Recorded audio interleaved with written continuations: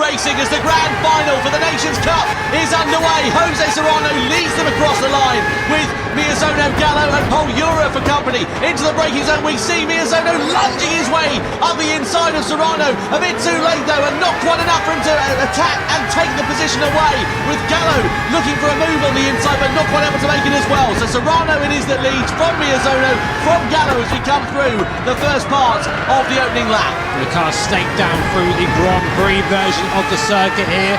Everyone just, I think, figuring out what they want to do, where they are, what their competitors' strategies are at the moment, of course. Through the hairpin at the bottom and now flat out back up the hill through the Michael Schumacher S.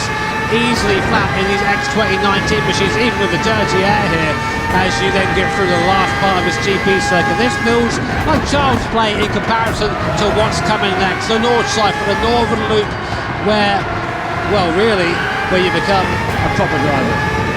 Absolutely, a lot of time for things to change in this race. We're coming through onto the Nordschleife. It's a very different circuit compared to this Grand Prix layout, Jimmy, as we mentioned earlier on. It's so one the line through there, one at a time. You can't really overtake, so you still have to get it done at this part of the circuit. Yeah, I mean, you can overtake, there are places to do it, but the track narrows up considerably as you come onto this part of the track you can see now. And of course, the curves extremely high here. These things are glued to the ground. Touch a curve of speed, this thing's super easy just to eject yourself into the wall there. 300 kph for braking through this section of Hudson back here. See Ura there flirting with the curve on the right-hand side.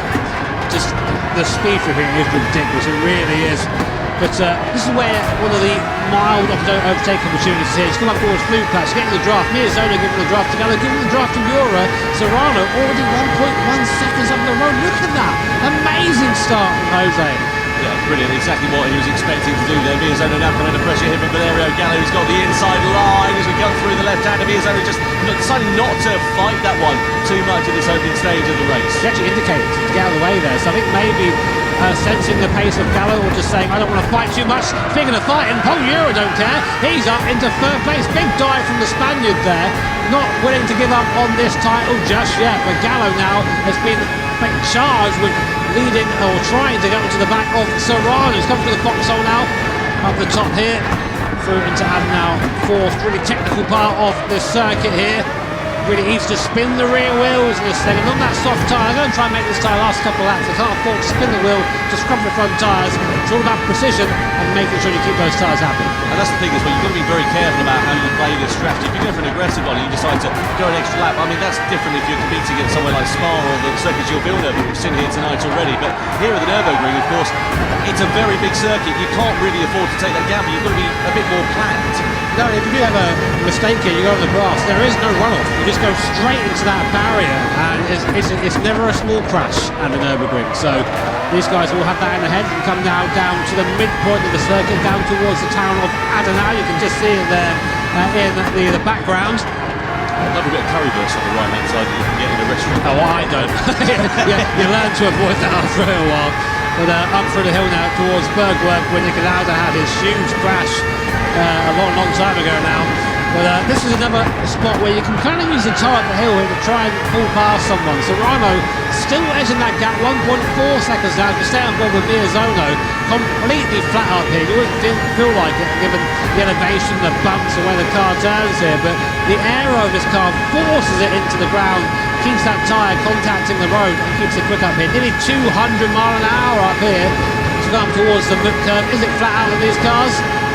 Easily, oh my word, that's fast. Look at Ura, he is all over the back of Valerio Gallo like a bad rash here, is he? Just trying to find his way through, but there's not really a gap to do so at the moment. That's the problem with this part of the circuit. As Jimmy said, it narrows up so much, and unless you're going to send it through on the inside, you can cost yourself more time, cost yourself a position, and maybe even pick up a penalty for your troubles as well. Through the carousel we go. You can see wider there for Ura. It's going to cost him a bit of drive on the exit of that corner, and might leave him vulnerable to attack here from Takuma Miyazono. Yeah, really easy to sort of fall out the carousel there, and you lose a lot of time when that happens. Up the whole act, now the highest point of the circuit, and now back downhill. But I always say it when we commentate here or watch one of these races, this last third of the track is probably the greatest stretch of racetrack in the world. The flow is just ridiculous, and these cars, all that aero, the corners come up sooner than you can deal with them.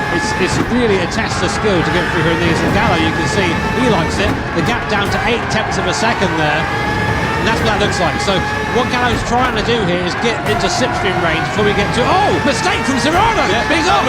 So Gallo's now, he goes up to the grass and trying to avoid him, he's off too!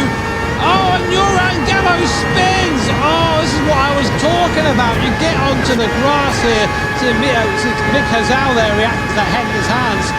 Oh, what a shame for Valerio Gallo, just trying to avoid the accident up ahead. You can't just send it into the grass. This car, the grip goes away there.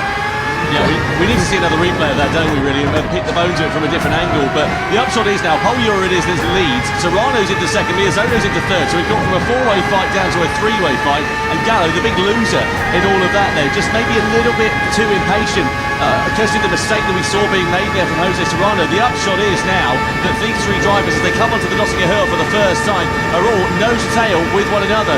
Ura, the driver who, of course, is got a hole being made in the air in front of him, with Jose Serrano now alongside as we go side by side with each other. Serrano back through and into the lead once again. Takuma Miyazono in third place, looking ready to try and pounce there as well. What it has done with Kylian Drumont, etc., has brought them just a little bit closer, and I wonder if later on that might prove to be a bit of a difficult time for those drivers, because of course they've just lost a bit of time that they would have otherwise have had in their pocket towards the end of this first lap.